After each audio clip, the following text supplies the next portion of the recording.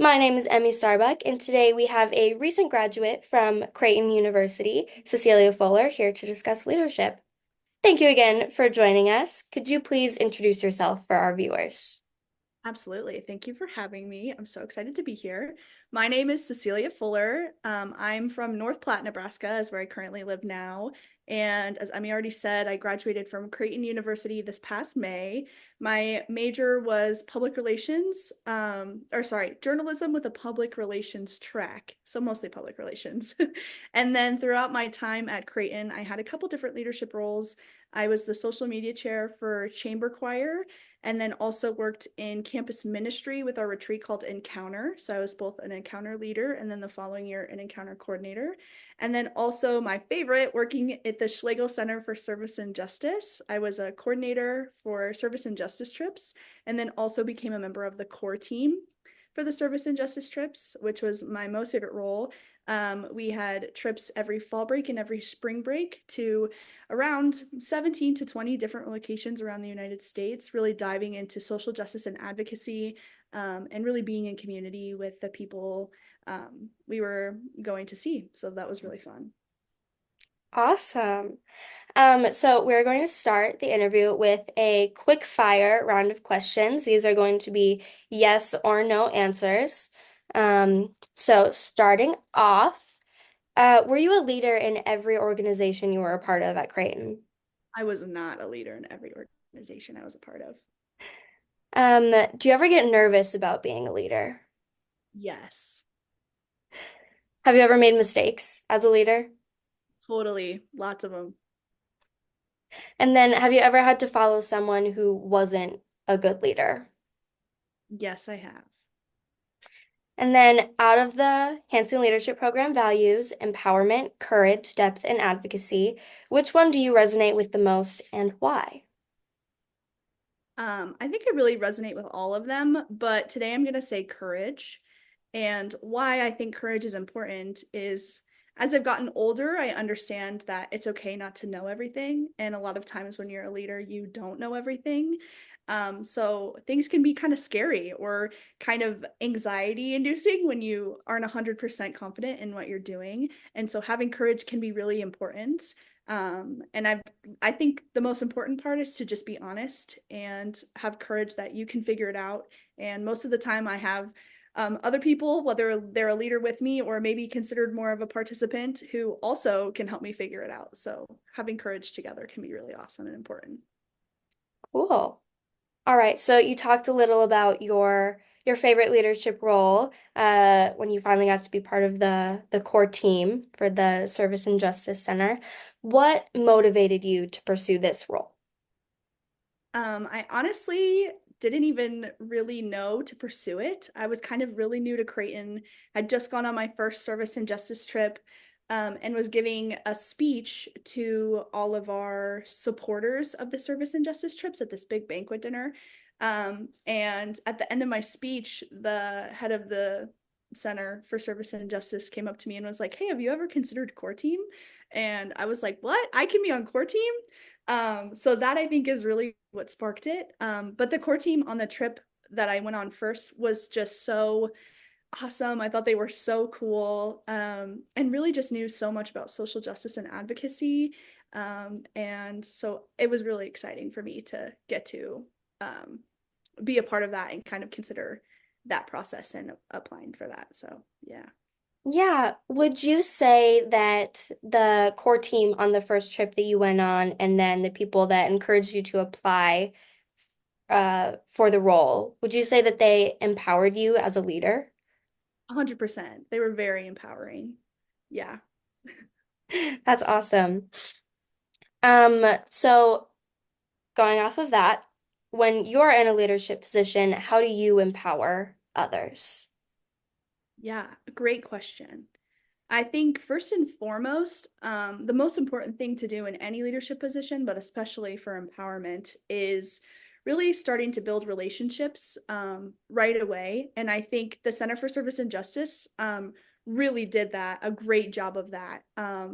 so that once you're cultivating those relationships, you can start to build that respect and kind of compassion towards each other, which ultimately leads to a really good sense of trust. Because if people can trust that you have their best intention in mind, then it's really much easier, I think, to create a sense of empowerment. If people know, or I know, hey, they really want me to succeed and they're really going to try and support that, then it's can become much easier to empower others. Yeah. So going off of that again, you just keep going right into some of my next questions. Great segue. Um, how do you define failure, and how does that go along with success? How can failure sort of lead to success? Yeah, that's a really good question. I think failure is kind of tricky because success looks different to almost every different person. And so then basically, I would say that failure, like a very basic definition, at least for myself, would be when I don't achieve that success that I was looking for. Um, so I think basically failure is really important, even though it can be kind of scary and takes courage, because it really helps you grow and learn in ways that you might not have even thought about. Especially I've had failures on a team before, where it's in a team Hmm. setting where we really wanted to achieve a goal or really wanted to raise this much amount of money, and we didn't quite get there, and so it feels like a failure even though it could have been very successful in a lot of other ways. Hmm. um, and it really helps you grow and learn as a team. Like, here are our strengths, here are places where we can keep improving. And ultimately, I think lots of times failure leads to great new ideas as well, which can be really helpful as you're continuing to develop your own leadership or your team dynamic or your relationships with others. Yeah. So, as a leader, how do you define success for your followers, and what do you do to continue to empower your followers if they fail? Yeah, what a great question. Um, I think defining success for followers or participants Mhm. can start with basically just making sure that everyone is on the same page. So that could be setting a list of goals, or setting some expectations. Like, for example, on the service and justice strips, it's really important that whatever environment we're entering into, we're entering in with an open mind, because most of the time, this is the first time we've been to, for example, I went to Anthony, New Mexico. That was my first time going to Anthony, New Mexico. So obviously, I'm not as well.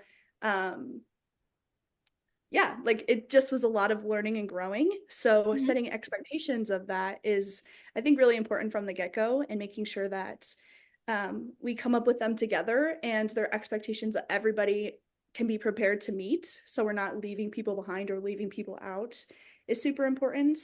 And then I think when it comes to empowering others, um, it mostly comes through communication.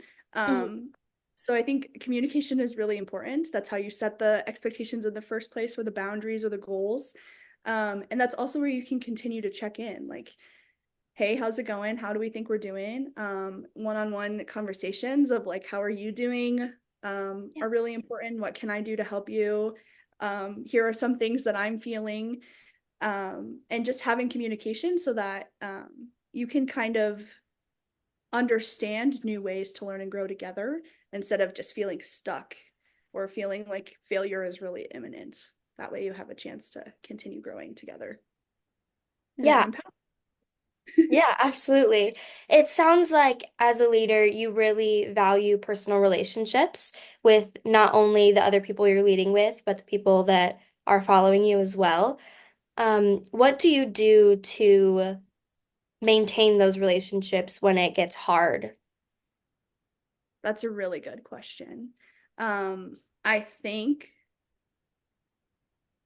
for sure, um, it's a lot of times, honestly, giving myself some grace, because I think sometimes I've found that I can be extremely hard on myself, Hmm. especially if I am the leader and like place all of the problems and the blame and everything that I think might possibly go wrong on me. And so then when I do that, that can start to strain my relationships with other people, I think, whether they're another leader or, yeah, a follower, a participant. And so giving myself some grace too, to a lot of times, going back to courage, like if I am doing things for the first time, to help myself remember that we're still learning together and still growing together, and I'm still learning. Um, and so then that when I give myself grace, it's a lot easier for me to give other people grace too. Hmm. And like, oh, this might be new to them. Yeah. A lot of times on those service and justice trips, you're thrown into environments that you've never been in before. And so people can get kind of scared and kind of sometimes maybe close off. And so um, remembering too that this is the first time they're doing this, or maybe a new emotion that they're feeling in this moment, can kind of help you give them grace. So um, you can talk about it together and kind of help continue that relationship, even when it gets challenging or tricky or you get angry or frustrated. So, yeah. Yeah. That's awesome. So, how do you encourage your followers to be courageous, as we've talked about? Totally. I think another really big part of my own leadership style that I like is servant leadership. So Yeah. I think I talk about that all the time in my own leadership philosophy, where I think it really starts with you as the leader. So if you as the leader can be honest and open and be like, hey, this is challenging, this is hard, and they uh, and your followers or participants can really see you um, being a little more vulnerable and really taking the courage to continue forward, then that usually helps them feel the same way. Like, okay, if Cecelia is feeling this way, she's feeling pretty similarly to how I'm feeling. Yeah. Then we can both do this together, or all of us can do this together. So I think that's really important. And I Hmm. think I've had leaders in my own life who uh, going back to failure, like sometimes Hmm. failure can be really scary for people. And so it's really hard for them to admit to failure, or like that's their biggest fear is failure. And so Yeah. then it kind of tends to allow them to feel like they need to be more closed off or more guarded, of like everything is perfect and everything is wonderful. And sometimes that's not the reality, Hmm. especially for your followers or your participants. Yeah. So just being honest, I think, is always the best way to go. And then hopefully you can all empower each other to continue along that path or that journey of whatever you're doing or wherever you're going. Yeah. It sounds like as a leader, you really value being transparent with followers so that even though you're the leader, you might need help sometimes, and then maybe followers can kind of help with that. Would you say that's kind of accurate? Totally, totally for sure. And I think a lot of times too, like leaders are born from being followers or participants themselves. And Hmm. so allowing that transparency to show can really help empower people to be leaders or step up too when they need to or want to, or the time is right. So I think that's really important. Yeah. That's super awesome. So we've talked about what you've had going on at Creighton. Can you tell us a little bit about what you're doing now that you've graduated and how you're continuing to grow in your leadership style? Absolutely. So I'm actually so Creighton is a Catholic university. I am Hmm. also Catholic. So I'm actually taking a really, really kind of non-linear path, and I'm actually um joining religious life. So I'm like becoming a nun basically. And it stems from social justice and advocacy and my love of Hmm. that. And I really just saw these sisters that I was continuing to be with, just really kind of live out those leadership qualities and values we've been talking about. Yeah. So I'm actually headed there next. So I join them on November 7th is when I move in, and I'll just start my formation with them, which will basically just be more schooling and Hmm. continue to grow. And I'm really excited because I think they're going to help my leadership in a lot of ways. I think jumping from college and being the senior, like you're kind of the top dog, to now being Hmm. back at the bottom is always my favorite place to be because Yeah. I love learning and growing. And so I think I'll spend a lot of time, honestly, just like sitting back and observing and also being an active participant, I guess, too, in their life and in what they're doing. Um, and I have so much to learn from them. They're unbelievably hospitable and really, really focus on um, just showing compassion and love to every single person they encounter, and just hoping that person also feel loved. And so that's something I've always wanted to do with my whole life. So I'm really excited for that next step. Yeah, that's super awesome. I had no idea that's what you were getting ready to go into. That's super cool. Thank you. Um, so we've talked a lot about courage and empowerment throughout this interview. We've talked about having the courage to make mistakes, having the courage to fail, and then sort of using that as a way to empower others. And I think that was super cool. If any of you are interested in keeping up with the work that Cecilia is doing as she transitions into her new role, you can give her a follow on Instagram at cecelia.fuller. And then one last question for you. What is a piece of advice that you would like to share with future leaders? I think the best advice I ever learned, which sounds simple, is Hmm. that we're all going through life for the first time. So our parents are going through life for the very first time. This is our first time on earth.